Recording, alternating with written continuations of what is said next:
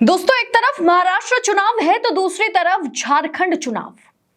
झारखंड चुनाव में लग रहा है कि भारतीय जनता पार्टी जिस गठबंधन के सहारे केंद्र में सत्ता चला रही है, वो गठबंधन डगमगाता हुआ नजर आ रहा है। एनडीए गठबंधन झारखंड में, बिहार में सटा हुआ बिहार में, उसमें डामाडोल चल रहा है। लेकिन जैसे ही मोदी शाह को पता चला कि नीतीश कुमार कुछ बड़ा खेल कर सकते हैं, कुछ समय पहले लेटरल एंट्री से लेकर के आरक्षण के मुद्दे पर, जातीय जनगणना के मुद्दे पर, और खास करके वक्फ बिल संशोधन, और अभी हाल फिलहाल में हिंदू जागरण यात्रा, जिसे गिरिराज सिंह ने आह्वान किया था बिहार से, कहीं ना कहीं उन्हें यह यात्रा निकालनी थी, जिसके खिलाफ नीतीश कुमार का, उनकी पार्टी का बयान लगातार आ रहा था। और नीतीश कुमार हाल ही में हरियाणा मुख्यमंत्री के शपथ ग्रहण समारोह में उपस्थित भी नहीं हुए थे, जिसके बाद अटकलें तेज हो रही थी कि नीतीश कुमार किसी भी समय पलटी मार सकते हैं।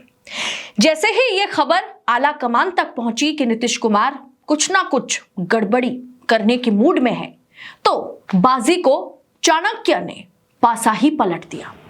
अब नीतीश कुमार ईडी के शिकंजे में है। नीतीश कुमार के करीबियों पर डेरा डाला जा रहा है। नरेंद्र मोदी और शाह का जो आखिरी शस्त्र है वो है ईडी, प्रवर्तन निर्देशालय। वो कहीं ना कहीं अब पटना में डेरा डालना शुरू कर चुकी है। नीतीश कुमार, उनके करीबी, तमाम करीबी शिकंजे में है, जिसके तहत नीतीश कुमार के बहुत ही करीबी अधिकारी की गिरफ्तारी भी आज हो गई है। नीतीश कुमार अब एनडीए की नाव से उतरना चाहते हैं, लेकिन उनके हाथ पैर बंधे हुए हैं।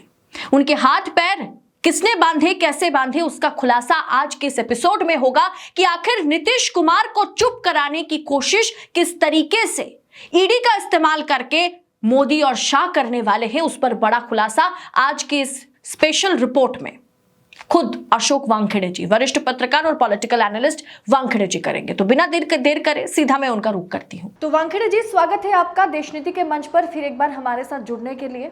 महाराष्ट्र चुनाव तो एक तरफ है ही, लेकिन झारखंड का चुनाव भी दिलचस्प होता चला जा रहा है, क्योंकि झारखंड से सटा हुआ है बिहार, और बिहार में एनडीए के समीकरण में कुछ ना कुछ जो है बवाल मचा हुआ है। चिराग पासवान ने, नीतीश कुमार की पार्टी ने ऐलान कर दिया कि हम अकेले के दम पर चुनाव लड़ेंगे। जितन राम मांझी भी बीजेपी को परेशान करते हुए नजर आ रहे हैं। झारखंड की बात की जाए तो झारखंड चुनाव में ये तय हो जाएगा कि 2025 में विधानसभा का चुनाव है। बिहार में क्या, बिहार में एनडीए समीकरण में फूट पड़ी है? देखिए, बिहार के मामले में एक बात तो बड़ी क्लियर है कि नीतीश कुमार क्या करेंगे ये किसी को नहीं पता, मतलब किसी को भरोसा नहीं। नीतीश कुमार पे ना आरजेडी का भरोसा है, ना कांग्रेस का है, ना लेफ्ट का है, ना बीजेपी का है। बीजेपी भी जानती है कि नीतीश कुमार हमारे साथ है, लेकिन कब पलटी मार देंगे पता नहीं। इसलिए उन्होंने नीतीश कुमार की पार्टी पे कब्जा करने का प्रयास किया। मतलब बहुत सारे लोग उनके अपने पार्टी के की पोस्ट पे हैं, और नीतीश कुमार के बहुत सारे सांसद वैसे ही बीजेपी के टच में। मतलब वो कल बीजेपी में हो गए तो आश्चर्य नहीं होगा, और नीतीश कुमार अलग थलग पड़ जाएंगे। नीतीश भी इस बात को जानते हैं, लेकिन नीतीश के लिए सबसे बड़ी प्रॉब्लम ये है कि दो टाइप की छवि उनकी है। एक तो सेक्युलर छवि, और दूसरी छवि है एक स्वच्छ छवि, जहाँ भ्रष्टाचार नहीं। हाल ही में उनके एक अधिकारी थे, चहेते अधिकारी, उसे ईडी ने पहले रेड की, और उनके चक्कर में, क्योंकि वो वहाँ की इलेक्ट्रिसिटी डिपार्टमेंट देखते थे, लगातार सालों से वहीं बैठे हुए थे, और कहते हैं कि वो नीतीश के बड़े प्यारे और सबसे दुलारे अधिकारी थे। उनके चक्कर में पुणे तक रेड हुई। पुणे में एक बिल्डर के पास बहुत सारा उनका पैसा पार्क किया हुआ मिला, बहुत सारी चीजें बाहर आई। लेकिन बाद में ऐसा लग रहा था कि नीतीश ने अपना वजूद यानी एनडीए में बता के कहीं ना कहीं ये मामला रफा दफा हो गया। लेकिन आज उस अधिकारी को अरेस्ट कर लिया गया, ईडी द्वारा अरेस्ट भी कर लिया। उसका 100 करोड़ का फार्म हाउस, कुछ करोड़ रुपए का घर, ये सारी चीजें जब बाहर आई है, तो कहीं ना कहीं नीतीश स्वयं भ्रष्ट नहीं है, लेकिन क्या भ्रष्टाचारियों को साथ में रख के पार्टी चला रहे हैं? यदि स्वयं पैसा नहीं खाते, लोगों को खाने के लिए बोल के अपनी पार्टी चला रहे, ऐसे कई सवाल है जिसका जवाब नीतीश कुमार को देना हो। यदि नीतीश कुमार के चहेते हैं, लोग लगातार बोल रहे थे और नीतीश कुमार के नाक के नीचे हजारों करोड़ रुपए का घपला हुआ, वो साइफन ऑफ हुए, अधिकारी अब्जोपति बन गए, ये कैसा हो सकता है? तो इसका मतलब प्रदेश में भ्रष्टाचार है, तभी ये पैसा कमा रहे हैं अधिकारी। और यदि फिर भ्रष्टाचार है, तो फिर नीतीश भ्रष्टाचार नहीं करते, लेकिन भ्रष्टाचार करने वालों का यदि वो साथ देते हैं, तो मैं तो हमेशा कहता हूँ कि जहाँ 40 चोर हैं, तो उसके सरदार को अली बाबा ही कहा जाएगा। वो भले ही चोर नहीं हो, उसका चोरी से कोई लेना-देना नहीं हो, लेकिन 40 चोरों का कुनबा यदि साथ में लेके चलते हो, तो फिर आपको अली बाबा कहेंगे लोग। तो नीतीश का उस पे धक्का लगा है। दूसरी बात, जो वहाँ पे कांग्रेस के एक बड़े नेता, सॉरी भाजपा के एक बड़े नेता जो केंद्र में मंत्री है, गिरिराज सिंह जी, वो वहाँ पे जो यात्रा निकाल रहे हैं, अब वो यात्रा शुद्ध हिंदुत्व की यात्रा है। उस यात्रा को लेके चिराग पासवान के भी रिजर्वेशन है, नीतीश के भी रिजर्वेशन, दोनों ने कई बार इस बात को बोला है। बाद में भाजपा ने अपना हाथ उठा लिया ये बोल के कि वो उनकी निजी यात्रा है, हमको कोई लेना-देना नहीं। एक कैबिनेट का मंत्री निजी यात्रा कैसे कर सकता है? एक कैबिनेट हमारे यहाँ सामूहिक रिस्पॉन्सिबिलिटी है, दायित्व है कैबिनेट। कैबिनेट का एक भी मंत्री कोई बात करता है, तो वो कैबिनेट का बात समझी जाती है, वो सरकार की बात। जिस हिसाब से एक आपका मंत्री, यदि आपका मंत्री एक हिंदुत्व के नाम पे एक यात्रा निकाल कर हिंदू जनजागरण कर रहा है, तो फिर बाकी जातियों पे वो प्रेशर बढ़ रहा है। फिर हिंदू जाति में भी, क्योंकि बीजेपी बार-बार चाहती है कि हिंदू में जातियों में बँटवारा ना हो, तो ये होगा भी नहीं। यदि सभी जातियों को समान इज्जत मिली, सामाजिक स्थान मिला। सवाल ये है कि एक तरफ आप कहते हैं कि हिंदू एक तरफ इकट्ठा हो, दूसरी तरफ आप मनुस्मृति की बात करती है, जहाँ कहते हैं लोग कि ब्राह्मण मुख से आए, क्षत्रिय हाथ से, जो वैश्य है पेट से और शूद्र चरणों से, और शूद्रों का काम है इन लोगों की सेवा करना। यदि ये एटीट्यूड लेके आप चलते हो, तो फिर दलित आपके साथ क्यों रहेगा? ओबीसी आपके साथ क्यों रहेगा? अति दलित आपके साथ क्यों रहेगा? क्योंकि सवर्णों के साथ आप उनके बराबरी का दर्जा देते हो क्या?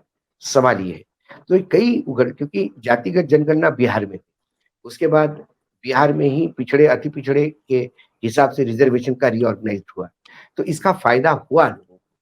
जो फ़ायदा हुआ इसीलिए पूरा एनडीए कुनबा भले ही मना करता हो या दबी जुबान में बात करता है कि नहीं, जातिगत ये नहीं होना चाहिए, जनगणना नहीं होना चाहिए।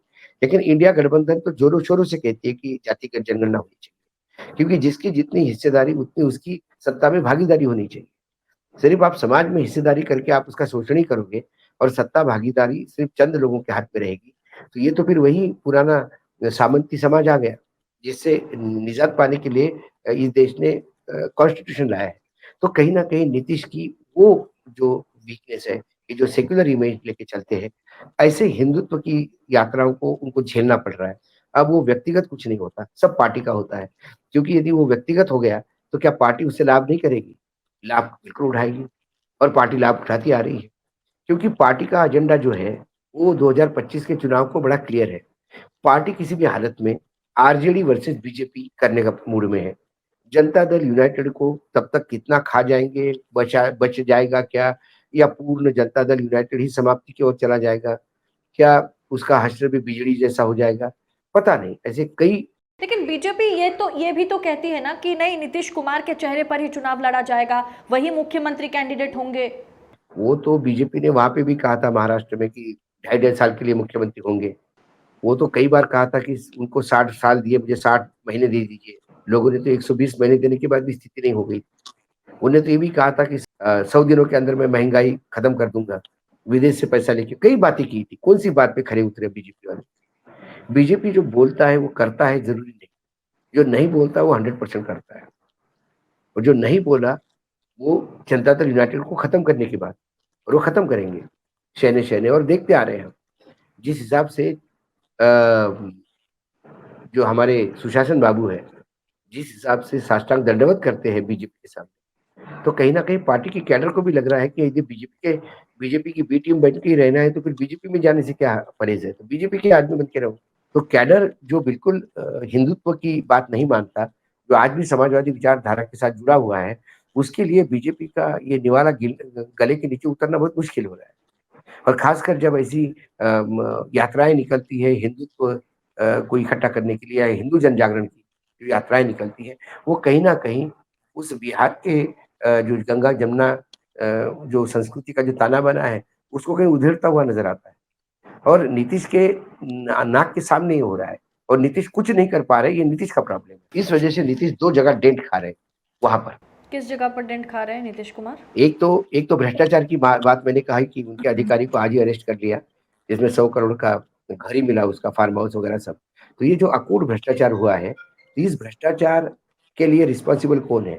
नीतीश नहीं कह सकते कि मैंने पैसे नहीं खाए, लेकिन आपके अधिकारी नाक के नीचे इतने पैसे खा रहे हैं, इसका मतलब भ्रष्टाचार से पूर्ण व्याप्त है। अभी हाल ही में जो एक दारू का कांड हो गया, वह नकली दारू शराब, पॉइजनस शराब पी के आज 40 लोग, 30 35 36 का आंकड़ा है, मेरे हिसाब से वो 50 तक पहुंच पहुंच रहा है आंकड़ा। इतने लोग मारे जाते हैं। 2022 में 70 लोग मारे गए। नीतीश ने कहा था दारू पियोगे तो मरी जाओगे। ये सवाल नहीं उठता। आपने दारूबंदी की, दारूबंदी हुई क्या? एक थाना आपने पूरा सस्पेंड कर दिया।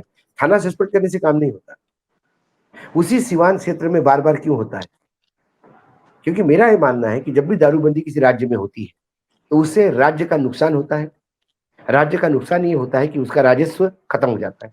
बिहार में झारखंड अलग होने के बाद राजस्व के लिए क्या है? काय का राजस्व है? सब कुछ तो झारखंड में चला गया, और आपने दारूबंदी कर दी। तो राजस्व के नाम से पास ना आपके पास पर्यटन है, ना आपके पास कोई दूसरी चीज है, ना उद्योग है। और होता क्या है? आपने दारूबंदी की, लेकिन दारू बिक ही रही है। लोग मरते हैं तो खबरें आती है। लोग जब मरते नहीं तो दारू तो पी रहे हैं। ऐसा थोड़ी है कि किसी ने पहली बार दारू सप्लाई की और लोग मर गए। ये सप्लायर कई पूरे सालों से सप्लाई कर रहा है, 2016 से सप्लाई कर रहा होगा। और इसमें पूरे नेता, ब्यूरोक्रेट, पुलिस, एक्साइज डिपार्टमेंट, सबके हाथ भरे हुए हैं। ऊपर से नीचे तक सब भ्रष्ट है, तब जाके दारू बिक सकती है। नहीं तो यदि तय कर दिया प्रशासन ने, तो एक बूंद इधर से उधर नहीं जा सकती। तो जो नुकसान राजस्व का राज्य का हो रहा है, वो प्रॉफिट है इन नेताओं का, अधिकारियों का। हजारों करोड़ रुपए का टर्नओवर है शराब का, नकली शराब का। जब शराब गलत बनती है तो लोग मरते हैं, तो हमारे पास खबरें आती है। लेकिन शराब तो रोज बिक रही है, और वो हजार हजार पाउच, मतलब टैंकरों से जा रही है शराब। लेकिन वानखेड़े सर, एक सवाल ये भी कि कौन से राज्य में या कौन सी सरकार में भ्रष्टाचार नहीं है? हर कोई सरकार जो है, हर कोई पार्टी जो है भ्रष्टाचार में लिप्त है। होता क्या है, भ्रष्टाचार हर जगह है, लेकिन नीतीश के ऊपर अभी तक कोई छिटा नहीं था कि नीतीश ने कोई भ्रष्टाचार किया। लेकिन वही है कि कहीं उनके अधिकारी या उनके करीबी की गिरफ्तारी कहीं ये इस ओर संकेत नहीं देता कि केंद्र और बिहार के बीच समझौता जो है। तो लोग कहते थे कि चलो भाई दारूबंदी नहीं थी, 2016 से दारूबंदी हो गई, उसके बाद लोग मरना शुरू हो गए, तो ये चलो एक हद का केस हो गया होगा। लेकिन अब ये भ्रष्टाचार के इतने मामले सामने आ रहे हैं, तो इसके मायने, और जब ईडी एक्टिव हो गए, ईडी एक्टिव क्यों हुआ? यदि नीतीश के खास आदमी पे ईडी डोले डाल रहा है, यानी उठा के लेके जा रहा है, इसका मतलब कुछ कहीं ना कहीं उनको लगा यही रोक दो। अब यदि उस अधिकारी ने कल एफिडेविट दे दिया कि मैं ये सारा पैसा नीतीश की पार्टी के लिए दे रहा था, मामला खत्म। नीतीश जेल के अंदर, सारे जो है हेमंत सोरेन, केजरीवाल, ये सब एफिडेविट पे तो अंदर है। और होता भी तो यही है। हमने अभी वहां देखा कर्नाटक घोटाले मामले में सर्वोच्च न्यायालय ने कहा कि कब तक आप लोगों के वक्तव्यों पे और एफिडेविट पे लोगों को अंदर करते रहेंगे? साइंटिफिक एविडेंस नाम की भी कोई चीज होती है, साइंटिफिक इन्वेस्टिगेशन की नाम की कोई चीज होती है, वो कब करोगे? ये बोला है। जैसे वानखेड़े सर, 2 दिन पहले का मामला है कर्नाटक में, जब एक नेता को छोड़ा गया। ईडी ने जब सबूत इकट्ठा नहीं कर पाई और कोर्ट ने जब उन्हें बरी कर दिया, बेल पर वो बाहर आए, तब उन्होंने कहा कि मेरे ऊपर सिद्धारमैया और डीके शिव कुमार का नाम लेने का दबाव था, अंदर ईडी दबाव बना रही थी। क्या नीतीश के साथ वो चीज हो सकता है?